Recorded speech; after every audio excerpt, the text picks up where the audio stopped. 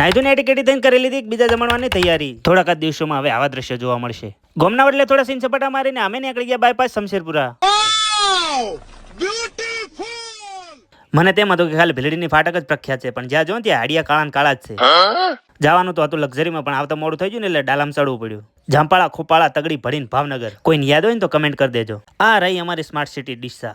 મંદિરને ઓળખતા હોય તો જઈ ખાલી જગ્યા લખી દો. ગુજરાતનો સૌથી લાંબો પુલ પસાર કરીને અમે પહોંચી ગયા પેટ્રોલ પંપ.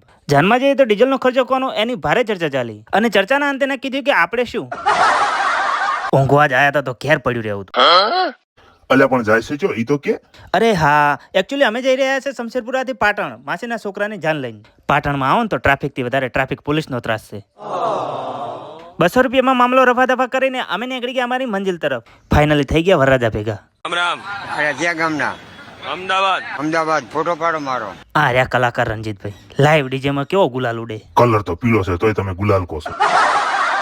બોમ્બ ધડાકા ફોડતા ફોડતા અમે પહોંચી ગયા મેન ઠેકાણે. ગમે તે જો ને તો પેલું કામ તો આજ કરવાનું. લગ્નમાં જો ને તો એવું લાગુ જ ના જો કે ઘરે હારો પંખો નથી. ગમે તે કહો પણ મારો ભાઈ થોડો શરમાય તો છે.